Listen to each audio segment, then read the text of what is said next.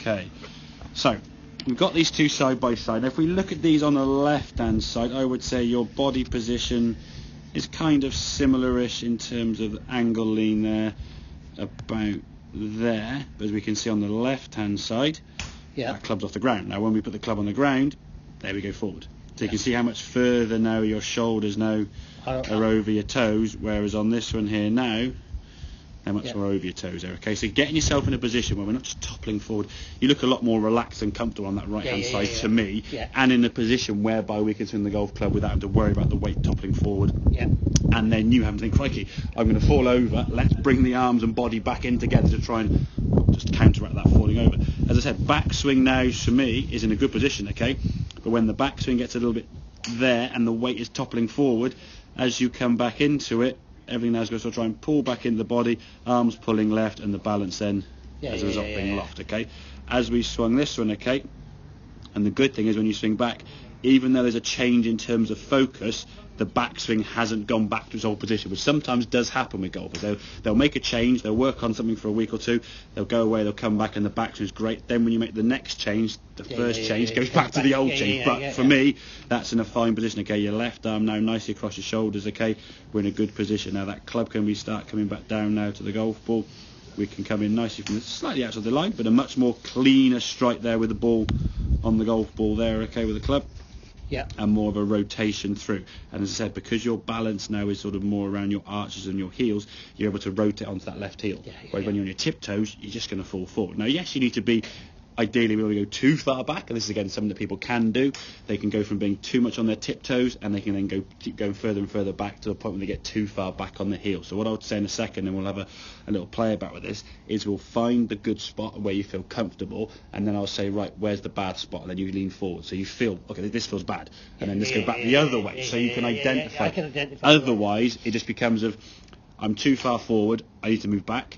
Better shot, need to move back, better shot, need to move back, oh, not so good, keep moving back, and you just keep going further and further. The same way as if when you said about your posture, get your back nice and straight, where did it go? And it can always go, because there's always a good spot and a bad shot, a bad position either side of that, and that's what we've got to try and find. We're trying to find the good position at address, and I think in terms of the sequence, if we can go through it with club down first, feet together, okay, once they're done, hand on the club there, okay, and we can go through that sequence bit at a time, so we know we're going to set ourselves up consistently with every shot. Now I actually encourage people to do this with driver, with second shot, with 3-foot putts, okay. Every single, the more you do it, the more that routine will just become more second nature every time.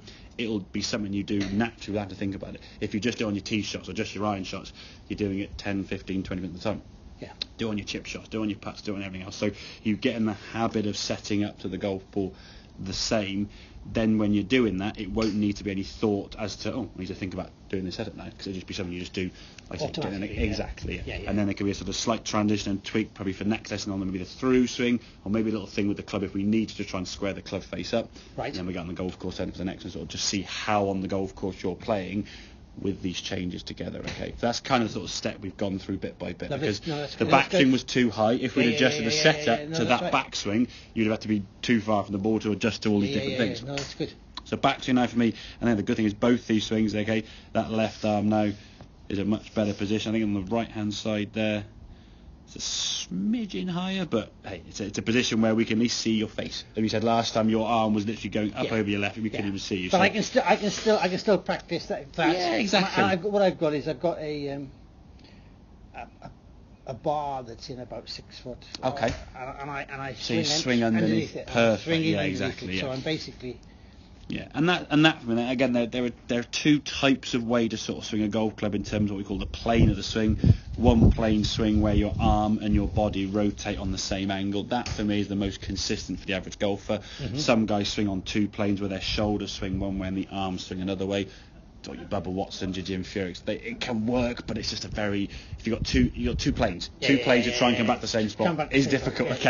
For me, if we can get more just in rows, that sort of thing, a bit more on sort of one plane angle, it's an easier way to swing a golf club, or a more efficient way to swing a golf club, and less compensation required. Okay, but yeah, go through that sequence. Club down first. Then grip. Once you've got the information that you know is correct, as in the club goes next to the golf ball and your hands go on the club, after that, then you just put your feet down to comfort.